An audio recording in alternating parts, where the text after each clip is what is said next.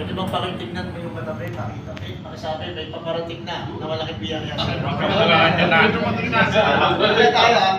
Sabi dito sa 2 Corinthians 9:7, ang bawat isa'y dapat magbigay ayon sa sariling pasya.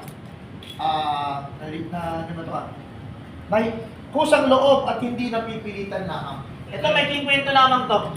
Ito naman ay kwentong kutsero lang. Noong 1940s daw, dyan daw sa bamboo, dyan daw po sa area ng bamboo, may mga tao daw po na manananggal. Ano itong manananggal na ito? Marami na siyang napatay. Kaya lang one time, nung na-late ng misa yung pare, at habang sinasarado na itong sakristan yung simbahan, nakikulat niya, pumasok yung manananggal sa loob ng simbahan. Doon yung napagtanto na yung manananggal pala ay hindi takot sa loob ng simbahan. Kaya ginawa niya itong sakristan, umatras siya. Nakita niya yung Bible. Sabi niya, siguro matatakot itong manananggal sa Bible. Ang ginawa niya, ginawa niya yung Bible. Sabi niya, salita ng Diyos. Alam mo ginawa nung manananggal, kinuha sa kanya yung Bible. Binuksan, binasa. Sabi niya, for God so loved the give. Marunong pala sa Biblia yung manananggal. Sabi niya itong sakristan, ang manananggal pala ay hindi rin takot sa Biblia. Umatas ngayon itong sakristan. Nakita niya ngayon holy water.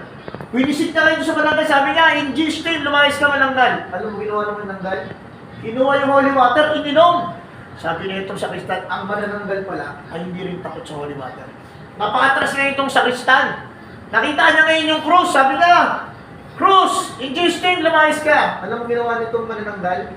Kinuha sa kanyang krus, pinaghalikan, tapos hindi siya winarak.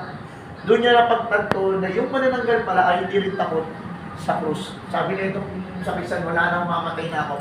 Kaya kung ano na lang yung maladampot ko, siya na lang ipapalo. Tama-tama naman nandulas itong sakristan. At nung napaghawakan niya, may nahawakan siya isang patpat na maliit. At nung iniangat niya, alam niyo, tumakbo palabas yung manananggal. Sabi niya, nakikulat niya, bakit tumatakbo palabas yung manananggal? Alam niyo po ba kung anong nadampot nung sakristan? Yung buslo ng koleksyon.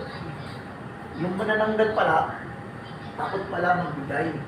Kaya kung ikaw ay takot magbigay, ang tawag sa'yo ay manananggal. Pwede bang tapikin mo yung katabi, sabihin mo, ibigay mo na.